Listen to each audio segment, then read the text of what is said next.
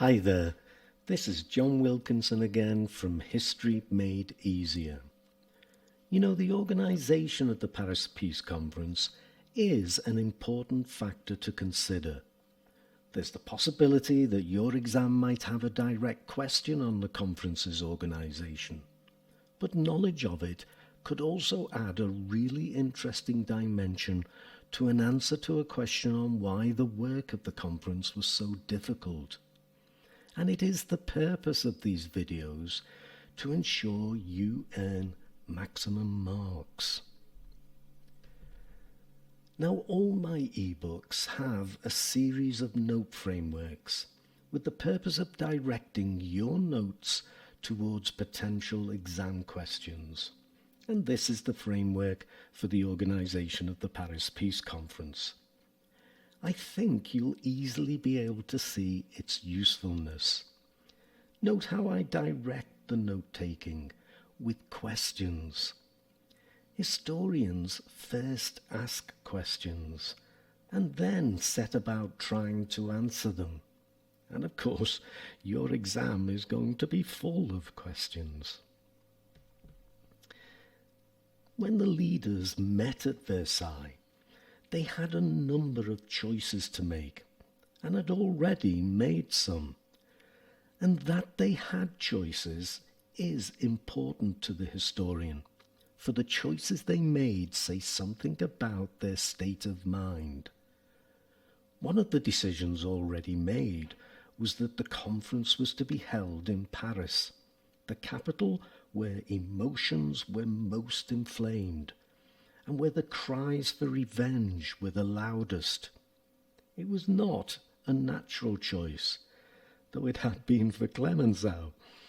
Switzerland had been mooted, but the Americans had security concerns, so Paris it was. They had also already decided that the defeated powers were not to be invited to the discussions, primarily because they were seen as guilty of causing and extending the war, and so didn't deserve to have a say in the deliberations, whilst it was also felt that they would resist the decisions that were likely to come from the conference, and so would slow things down at a time when Europe was in chaos, pressures were building, and decisions needed to be made. Though as it was, the conference lasted a year before the last of the treaties was signed. Nor was Russia invited to the conference. The second of the two revolutions in Russia in 1917 had made Russia a communist state and had led to the Treaty of Brest-Litovsk, the treaty between Germany and Russia in 1918, which in turn had led to Russia's withdrawal from the war. So it was no longer considered an ally. Rather, it was considered a threat. The British and French were still assisting those who opposed the communists, the whites, in trying to bring down the Bolshevik government before it could establish a firm grip on power. These are already crucially important decisions that would not only affect the decisions made at the conference in profound ways, but would affect how the defeated powers regarded the treaties. For example, the Germans referred to the Treaty of Versailles with great bitterness as a diktat, a dictated peace, and they had a point.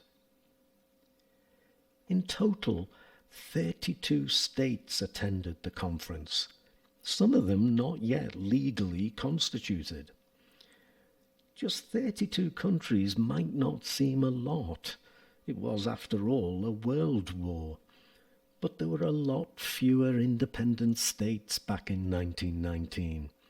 And given that they included the world's biggest empires, the British and French empires, the 32 states that did attend represented, and I put represented in inverted commas, represented more than 2/3 of the world's population.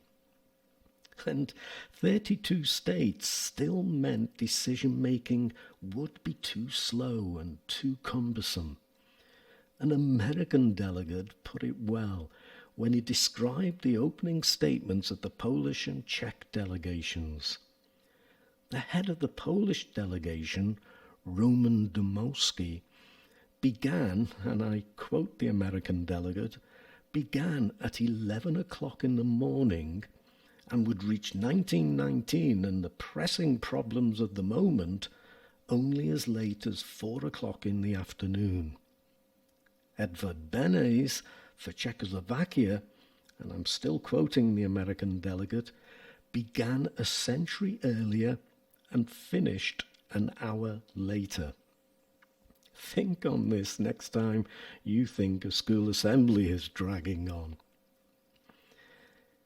Whilst for Britain and France, the treatment of Germany was by far the most important consideration, this was not the case for Italy, which was mostly concerned with securing what had been promised in the Treaty of London, signed in April 1915. Nor for the likes of the Romanians, Yugoslavs or Greeks, not even the likes of Czechoslovakia or Poland, though they would have more than a passing interest, and certainly not for Japan, which understandably saw the world from an Asian perspective, whilst America, though aware of how Europe impacts on worldwide matters, was still mostly interested in the bigger picture. These are all important factors because they show the difficulty, we could reasonably say impossibility, of concluding a treaty that would satisfy everyone. And this is ignoring the defeated powers. So it was that the leaders of Britain, France, Italy and America took control and decided to meet with their foreign ministers away from the conference at Versailles, at the Quai d'Orsay, the French Foreign Office. Britain wanted the Japanese to be a part of this smaller forum, and so the Council of 10 was formed. However, no sooner was this done than it was decided that as Japan was not represented by its Prime Minister, it shouldn't after all be included. Then the foreign secretaries were felt to be unnecessary, and so the Council of 4 was formed. It would become known as the Supreme Council.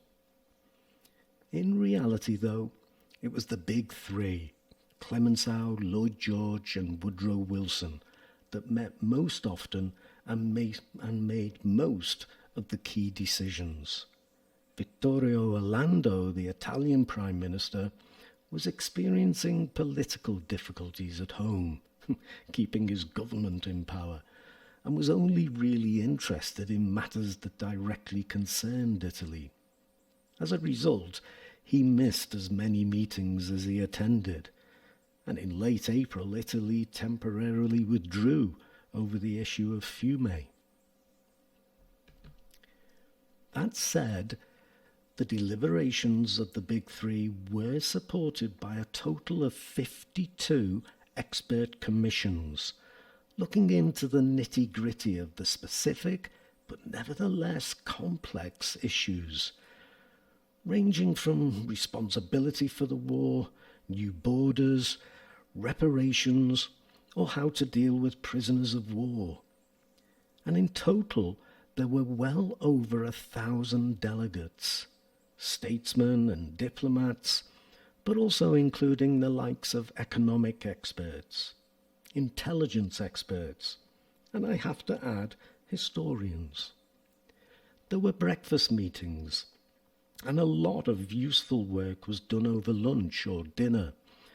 But if all this makes the conference appear organised, this wasn't necessarily the case. With each of the Big Three pursuing their own interests, the discussions often tended to veer from one topic to the next, without properly being discussed. Discussions were also at times rushed. And as we've noted, They were dealing with incredibly complex issues.